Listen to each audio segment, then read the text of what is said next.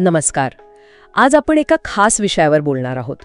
महाराष्ट्रातली बैलगाडा शर्यत आणि त्यातला एक गाजलेला बैल हारण्या. त्याचं नाव सध्या खूप गाजतोय. अगदी. आपल्याकडे त्याच्या मालकांची म्हणजे सचिन दादा आणि संदीप दादांची मुलाखत आहे. तर आज आपण या मुलाखतीच्या आधारेच हरण्याची गोष्ट, त्याचा प्रवास आणि त्याची जेवढी लोकप्रियता आहे त्यामागचं कारण काय असेल हे समजून घेऊया. नक्कीच. आणि ही मुलाखत बघितली ना की लक्षात येतं की ही फक्त एका बैलाची गोष्ट नाहीये. यातून आपल्याला महाराष्ट्राची जी बैलगाडा शर्यतींची संस्कृती आहे त्यातले पैलू, लोकांच्या भावना या सगळ्याचं एक चित्र उभं राहतं. बरोबर. आणि मग त्या मोठ्या चित्रामध्ये हरण्याचं स्थान का विशेष आहे हे पण कळतं. तर यातून आपण हारण्याची गोष्ट, त्याची कहाणी काय आहे, ही आरत परत शर्यत म्हणजे काय असतं आणि त्यातले काही वादग्रस्त मुद्दे पण आहेत ते समजून घेऊया. अगदी. म्हणजे या मुलाखतीत हारण्याची कामगिरी आहे, त्याची किंमत किती आली होती, शर्यतीत काय काय आव्हानं येतात आणि मालकाची त्याच्याबद्दलची भावना, हे सगळं आहे. बघूया यात काय महत्वाचं मिळतं ते. नक्कीच. तर सुरुवात हारण्यापासून करूया का? कोण आहे हा हारण्या? हो तेच. मुलाखतीत त्याला आरत परतचा बादशाह असं म्हटलंय. मुलाखतीत सांगितलंय की हारण्या आरत परत मध्ये म्हणजे खूपच यशस्वी आहे. खूप म्हणजे किती? काही आकडेवारी आहे का? आहे ना. त्याने जवळपास 125 शर्यतींमध्ये भाग घेतलाय. 125? हो. आणि त्यातल्या 94 वेळा तो पहिला आलाय. 94 वेळा? म्हणजे विश्वास बसत नाहीये. अगदी. म्हणूनच तर बादशाह. आणि एवढंच नाही, एका मोठ्या मैदानात त्याने तब्बल 17 लाखांचं इनाम जिंकल्याचा पण उल्लेख आहे. 17 लाख? बापरे. या शर्यतींच्या जगात ही खूप मोठी रक्कम झाली नाही का? हो नक्कीच. हे फक्त पैसे नाहीयेत, हे त्याचं वर्चस्व दाखवतं, त्याची क्षमता, त्याचा दबदबा. सुरुवात करूया त्याच्या खरेदीपासून. मालकांनी त्याला कधी आणि कसं घेतलं. मुलाखतीत ते सांगतात की 6 जानेवारी 2020 रोजी सलीम चौगुले यांच्याकडून त्यांनी हरण्याला घेतलं. करेवाडी गावचा तो मूळ. अच्छा. तेव्हा त्याचं वय होतं साधारण 4 वर्षांचं. आणि किंमत ऐकून तर म्हणजे बघा, तब्बल 6,15,000 रुपये. बापरे. 6,15,000 म्हणजे ही खूप मोठी रक्कम झाली. हो ना. आणि सुरुवातीला काही जवळच्या लोकांनी शंका पण घेतल्या म्हणे, थोडा विरोध पण केला. स्वाभाविक आहे. एवढी मोठी गुंतवणूक करताना जोखीम असतेच. अगदी. पण मालक सांगतात की डोंगरवाडी आणि गेडी इथल्या त्याच्या शर्यती बघितल्या आणि मग त्यांचा निर्णय पक्का झाला. विश्वास बसला त्यांच्यावर. म्हणजे ही खरेदी फक्त एक व्यवहार नव्हता. हे एका काय म्हणतात त्याला, एका आश्वासक पण कदाचित पूर्णपणे सिद्ध न झालेल्या प्राण्यावर दाखवलेला विश्वास होता. यात मालकांची जोखीम घ्यायची तयारी आणि प्राण्याची क्षमता ओळखण्याची दृष्टी दोन्हीही दिसते. अगदी बरोबर बोललात. आणि मालकांच्या मते तर हरण्या म्हणजे देवाचं वरदान आहे, जणू देवा अवतार. त्याला म्हणे फार ट्रेनिंगची, प्रशिक्षणाची गरजच भासत नाही, नैसर्गिक देणगी आहे. त्याचा आहार पण विशेष, म्हशीचं दूध देतात त्याला. अच्छा. पण त्याची जी जिद्द आहे ना ती कमालीची आहे. तो सुरुवातीपासूनच सामान्य गटात धावलाय, म्हणजे मोठ्या बैलांसोबत. अच्छा. आणि त्याची कामगिरी बघा, बेनाडीमध्ये तर 17 वेळा शर्यत झाली, त्या 13 वेळा तो 1 नंबर आलाय. अरे वा. एवढंच नाही, एका आठवड्यात 3 मैदानं जिंकण्याचा विक्रम पण त्याच्या नावावर आहे. म्हणजे हे आकडेच सांगतात की तो काय चीज आहे. नक्कीच. ही गोष्ट आहे ना, नैसर्गिक प्रतिभा विरुद्ध प्रशिक्षण, ही चर्चा नेहमीच होते. आता मालक जरी म्हणत असले की प्रशिक्षणाची गरज नाही, तरी त्याची नैसर्गिक क्षमता टिकवून ठेवणं, त्याला योग्य प्रकारे सांभाळणं हे पण आलंच. हो, ते तर आहेच. पण त्याची जी जिंकण्याची तीव्र इच्छा आहे, ती हिरसा म्हणतात त्याला, ती खरंच त्याच्या मानसिक ताकदीचं प्रतीक आहे. आणि इतक्या सातत्याने शर्यतीत धावणं, त्याचे शारीरिक आणि मानसिक परिणामही होत असणारच. आणि याच कामगिरीमुळे त्याची लोकप्रियता आजकाल अगदी गगनाला भिडली आहे. तो एखादा सेलिब्रिटी सारखा झालाय. महाराष्ट्र आणि कर्नाटकात त्याचे खूप चाहते आहेत. हो का? हो. मालक सांगतात की रोज शेकडो लोक थांबवतात त्यांना. कशासाठी? फोटो काढायला. काय सांगताय? इतकंच नाही तर खेरवाड, इचलकरंजी अशा ठिकाणी कार्यक्रमांना त्याला चक्क प्रमुख पाहुणा म्हणून बोलवतात. बैलाला प्रमुख पाहुणा म्हणून? हो. आणि माजी मुख्यमंत्र्यांच्या मुलाने सुद्धा त्याचा सत्कार केला आहे. म्हणजे विचार करा, इतक्या कमी वेळात एवढी प्रसिद्धी, हे खरंच ठक्क करणार आहे. हे खूप इंटरेस्टिंग आहे. म्हणजे बघा, एका प्राण्याला एवढी प्रसिद्धी का मिळते? हे फक्त त्याच्या जिंकण्यापुरतं मर्यादित नसतं बहुतेकदा. हरण्या हा कदाचित त्या भागातील लोकांसाठी एक काय म्हणतात त्याला, अस्मितेचं प्रतीक बनला असावा. त्याच्या विजयात लोकांना स्वतःचा आनंद, अभिमान वाटतो. ही जी भावनिक जोडणी आहे ना, ती खूप महत्वाची आहे. बरोबर. हे केवळ खेळापुरती नसते, तर त्या प्राण्याभोवती एक सांस्कृतिक आणि भावनिक वलय तयार होतं. पण या प्रवासात आव्हानं नव्हती असं नाही.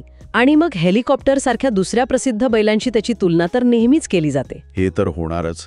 शर्यत म्हटलं की तुलना आलीच. हे शर्यत विश्वातली स्पर्धा आणि कधीकधी नैतिकतेची आव्हानं याचं वास्तव दाखवतं. पण अशा परिस्थितीतही मालकांची भूमिका खूप स्पष्ट आहे. ते म्हणतात, आम्ही कोणाशीही पळायला तयार आहोत. अच्छा. पण प्रामाणिकपणा महत्वाचा.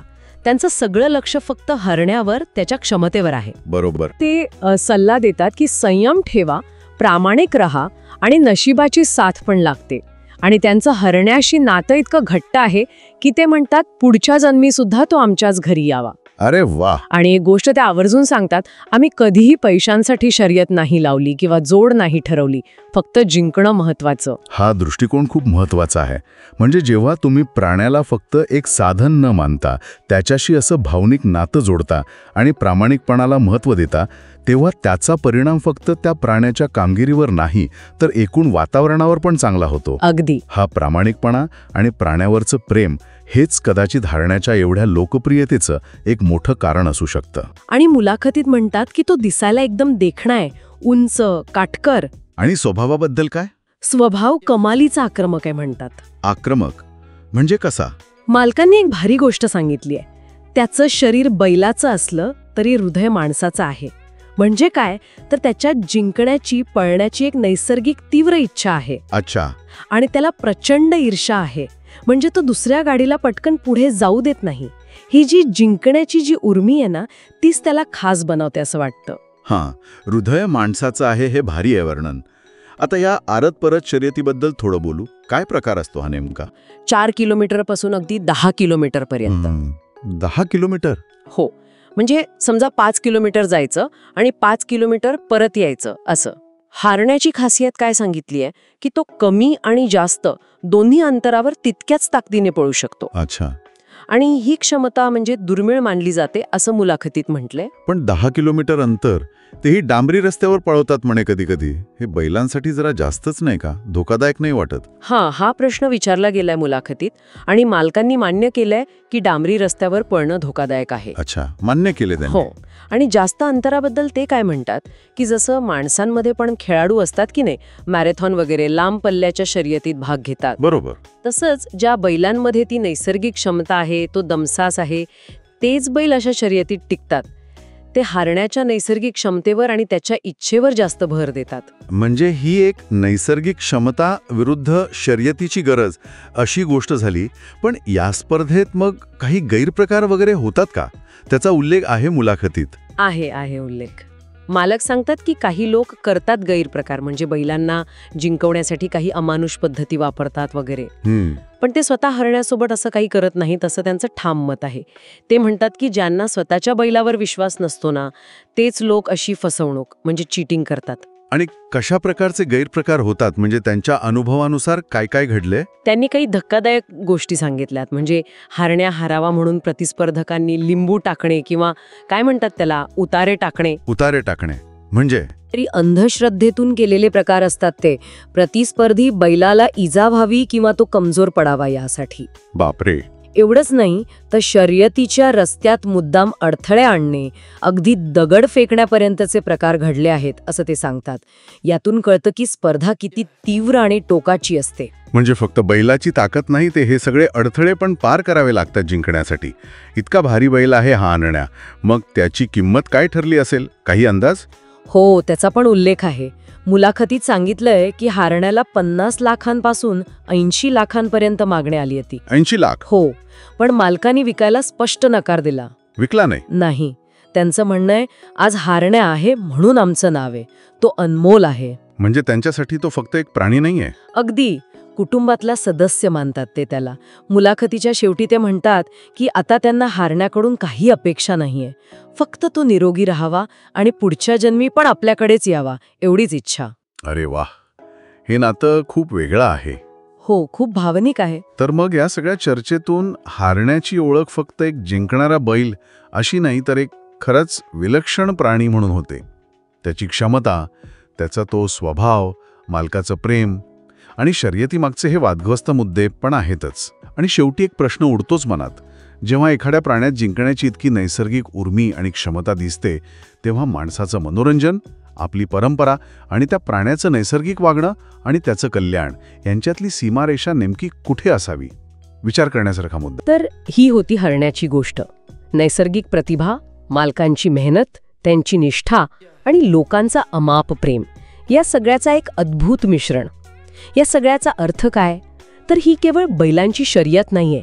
ही एका समुदायाची आवड आहे, एका प्राण्याशी जोडलेले एक भावनिक नातं आहे आणि कदाचित त्या प्राण्यात असलेल्या एका विलक्षण शक्तीची कहाणी आहे. आणि यामुळे एक विचार येतो मनात की शर्यत, विजय, प्रसिद्धी या सगळ्याच्या पलीकडे हरण्यासारख्या प्राण्यांच्या कथा या लोकांच्या कोणत्या तरी खोलवरच्या मानसिक गरजा किंवा सांस्कृतिक मूल्यांना स्पर्श करतात का?